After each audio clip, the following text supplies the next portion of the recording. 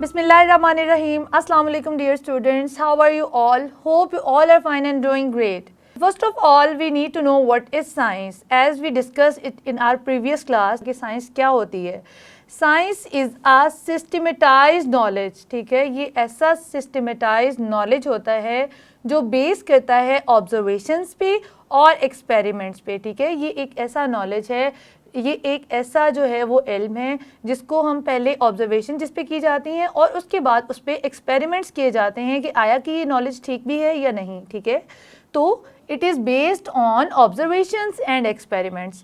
Then हम जानते हैं कि बायोलॉजिकल प्रॉब्लम होता क्या है. ठीक है, biological problem it is composed of two word, that is biological and a problem. तो we can define it as question related to living organisms.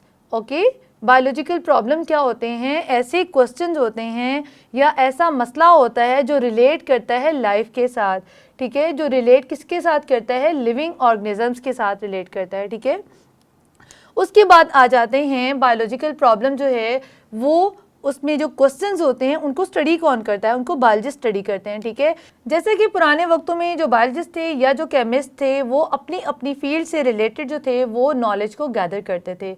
इसी तरह जो बायोलॉजिस्ट थे वो एक आम इंसान जो था वो बायोलॉजिस्ट था. जो मैन था वो कैसे बायोलॉजिस्ट था? पुराने वक्तों में तो कोई इतना नॉलेज नहीं था, लेकिन मैन किस तरह से बायोलॉजिस्ट था? क्योंकि वो गैदर करता था प्लांट्स को, फ्रूट्स को, सीड को, और वो हंट करता था एनिमल्स को. ठीक है, अगर उसको एनिमल को और उसके हैबिटेट के बारे में अच्छा नॉलेज होगा तो वो एक बेहतरीन हंटर हो सकता है. ठीक है, इसी तरह से जैसे कि उसको नॉलेज होगा प्लांट्स का तो वो उसको पता होगा कि कौन सा प्लांट जो है वो एडिबल है, किसको खाया जा सकता है और किसको खाया नहीं जा सकता. मतलब वो बायोलॉजिस्ट कैसे था? बायोलॉजिस्ट मीन वो लोग जो नेचर को स्टडी करते हैं, जो लाइफ को स्टडी करते हैं. तो मैन जो है वो बाय नेचर एक बायोलॉजिस्ट है. ठीक है, आप जैसे हम बाय नेचर जो है वो बायोलॉजिस्ट हैं क्योंकि हम कुछ ना कुछ जो है हमारे पास इंफॉर्मेशन होती है रिलेटेड टू लाइफ. ठीक है, हम किसी न किसी चीज़ को ऑब्जर्व करते हैं, हम किसी न किसी चीज़ के बारे में ज़रूर इल्म रखते हैं. तो बात करते हैं बायोलॉजिकल प्रॉब्लम की. बायोलॉजिकल प्रॉब्लम को सॉल्व कैसे किया जाता है? जैसा कि मैंने आपको बताया कि बायोलॉजिकल प्रॉब्लम है क्या? It is a question related to life. ठीक है, ये एक मसला है जो लाइफ से रिलेट करता है. अब ये कैसे मसले हो सकते हैं? आप ज़रा सोच के बताएं कि ज़िंदगी से मुतल्लिक ऐसा कौन सा मसला है? जैसे मुख्तलिफ डिजीज़ हैं. ठीक है, जैसे हमारी जीन्स में म्यूटेशन आ जाती हैं, जीन्स में चेंजेस आ जाती हैं, वक्त के साथ जो है वो हमारा डीएनए भी चेंज हो सकता है. कुछ इन्वायरमेंटल फैक्टर होते हैं, कुछ जो है हमारी बॉडी के ऐसे जो है वो चेंजेस आते हैं कि हमारा जो है बॉडी जो है वो बाय नेचर जो है वो चेंज होना शुरू हो जाती है या कुछ डिजीज़ अराइज करना शुरू हो जाती हैं. तो यहाँ पे आके एक मसला बनता है. मसला क्या है? जैसे एग्जांपल आपकी बुक में कोट की हुई है मलेरिया की. ठीक है, malaria is a biological problem. ये क्या है? ये एक डिजीज़ है. ठीक है, malaria is a disease and it is a biological problem. अब इसको सॉल्व करने के लिए हम कौन सा तरीका जो है वो चूज़ करेंगे? बायोलॉजिकल प्रॉब्लम को सॉल्व करने के लिए हम यूज़ करते हैं बायोलॉजिकल मेथड. ठीक है, अब बायोलॉजिकल मेथड की डेफिनेशन पे आ जाएं तो हम इसको इस तरह से डिफाइन कर सकते हैं. It is a scientific method used to solve the biological problem. ये एक ऐसा साइंसी तरीका है, एक ऐसा साइंटिफिक मेथड है जिसको हम यूज़ करते हैं किस चीज़ को सॉल्व करने के लिए? बायोलॉजिकल प्रॉब्लम को सॉल्व करने के लिए. जैसा कि मैंने आपको बताया malaria is a biological problem. अब इसको स्टडी करने के लिए कि मलेरिया है क्या, मलेरिया कहाँ से आया, मलेरिया के ट्रीटमेंट्स क्या हैं, मलेरिया के सिम्टम्स क्या हैं, इन सारी चीज़ों के बारे में जानने के लिए हम क्या करते हैं? हम बायोलॉजिकल मेथड को यूज़ करते हैं. ठीक है, it is a scientific way to use to solve the biological problem. अब इसकी आ जाते हैं हिस्ट्री पे. हिस्ट्री क्या होती है? जो प्रीवियस वक्त में की गई, ठीक है, तारीख होती है.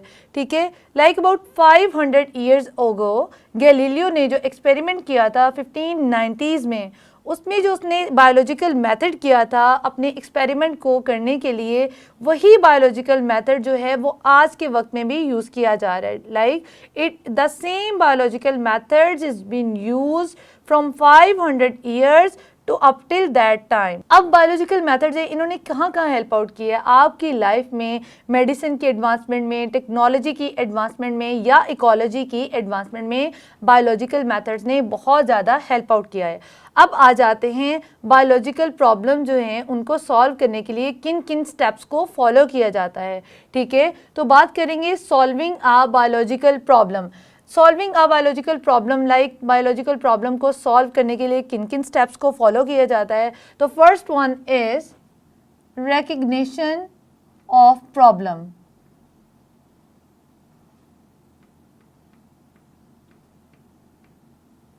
recognition of problem, ठीक है। सबसे पहले मसले को रिकग्नाइज किया जाता है कि आया मसला है क्या। जैसे कि मैंने बताया बायोलॉजिकल प्रॉब्लम मलेरिया, ठीक है, तो हमारे पास मसला क्या था, मलेरिया। सबसे पहले ये आइडेंटिफाई करना, ये रिकग्नाइज करना कि मसला आखिर है क्या, उसको कहते हैं recognition of the problem. Like malaria is a disease, तो ये एक बायोलॉजिकल प्रॉब्लम है। इसके बाद इसके ऊपर ऑब्जर्वेशंस की जाती हैं। क्या किया जाता है, ऑब्जर्वेशन की जाती हैं। ऑब्जर्वेशन कैसे की जाती है, अपने सेंसेस को यूज़ करते हुए। कौन कौन से सेंसेस है आपके पास, you have 5 senses like vision, like sensing, smell, touch and hearing. ठीक है, इन 5 सेंसेस को यूज़ करते हुए आप ऑब्जर्वेशंस करते हो और आप एक टेंटेटिव एक्सप्लेनेशन देते हो। ठीक है, उस टेंटेटिव एक्सप्लेनेशन को कहते हैं हाइपोथेसिस। ठीक है, टेंटेटिव एक्सप्लेनेशन का मतलब ऐसी एक्सप्लेनेशन जो फॉल्सिफाइएबल हो। ठीक है, जिसको हम ठीक भी कह सकते हैं और गलत भी कह सकते हैं, जो गलत भी साबित हो सकती है। मतलब it is a tentative explanation, मतलब ऐसी एक्सप्लेनेशन जिसमें जो कंफर्म नहीं होती, जिसमें गलत होने के भी चांसेस होते हैं। अब इस टेंटेटिव एक्सप्लेनेशन के ऊपर लॉजिक्स पेश किए जाते हैं। लाइक अगर ऐसा है तो ऐसा हो सकता है, इफ़ और देन का कॉन्सेप्ट यूज़ किया जाता है, तो उसको हम कहते हैं डिडक्शंस। ठीक है, डिडक्शंस किस पे बेस करती हैं, हाइपोथेसिस पे, कि हमारा ये हाइपोथेसिस जो है वो ठीक भी हो सकता है। लाइक एक डिडक्शन है कि आप फॉर एग्जांपल मैं आपसे एक बात कहूँ कि मैंने एक स्पैरो को देखा। ठीक है, मैंने दुनिया में किसी और बर्ड को नहीं देखा, मैंने सिर्फ एक स्पैरो को देखा है। ठीक है, या आपने एक स्पैरो को देखा, तो आपने ये ऑब्जर्व किया कि जो स्पैरो है उसके ऊपर विंग्स होते हैं। ठीक है, स्पैरो के विंग है, इसके अलावा आपके पास कोई नॉलेज नहीं है, कोई इंफॉर्मेशन नहीं है इसके बारे में। तो आपने एक चीज़ को देखते हुए एक रिजल्ट अज्यूम कर लिया, मतलब आपने जस्ट अज्यूम करना है, ये इस पर कोई एक्सपेरिमेंट नहीं किए, कोई आपने इसके ऊपर जो है वो लॉजिक नहीं देखी, बस आपने एक चीज़ को देखते हुए दूसरी चीज़ के बारे में रिजल्ट अज्यूम किया। लाइक अगर मैंने देखा कि एक स्पैरो के पास विंग्स हैं, तो मैं कहूँगी all the birds have wings. मतलब मैंने देखा स्पैरो एक बर्ड है और उसके पास विंग्स हैं, मैं कहूँगी अगर एक स्पैरो के पास विंग्स हैं तो हो सकता है कि तमाम के तमाम बर्ड जो हैं वो विंग्स रखते हों।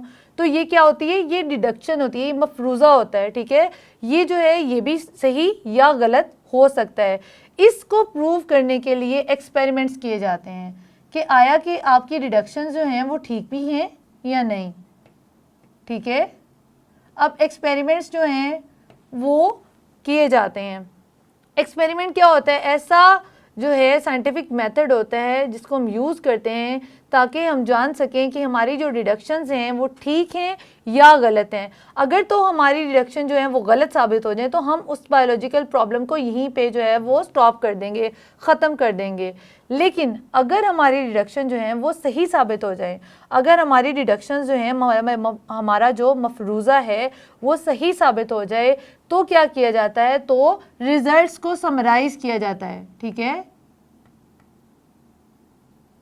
समराइजेशन ऑफ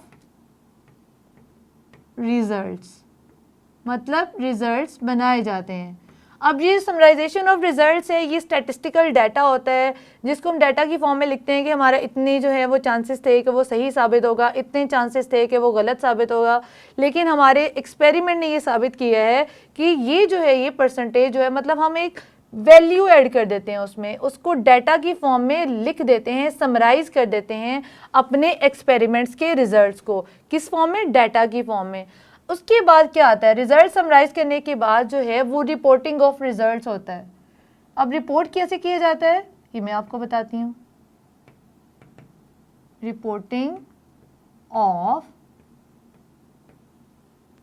रिजल्ट्स, आपको पता है कि जब साइंटिस्ट या बायोलॉजिस्ट या कोई भी केमिस्ट होता है, जब वो एक्सपेरिमेंट करता है, जब वो कोई रिसर्च करता है, जब वो किसी भी प्रॉब्लम को स्टडी करता है, जब उसका एक्सपेरिमेंट सही साबित हो जाए, उसके पास रिजल्ट्स भी आ जाएं, तो क्या करते हैं वो रिजल्ट्स रिपोर्ट करते हैं। किस फॉर्म में? अपना जर्नल पब्लिश करते हैं, या फिर जो है वो रिसर्च पेपर्स को पब्लिश करते हैं, या फिर वो सेमिनार्स कंडक्ट किए जाते हैं, या यूनिवर्सिटी लेवल पे जो है वो स्टूडेंट्स को गैदर करके सेमिनार की फॉर्म में अपने रिजल्ट्स को अनाउंस किया जाता है कि मेरे एक्सपेरिमेंट का ये रिजल्ट निकला है।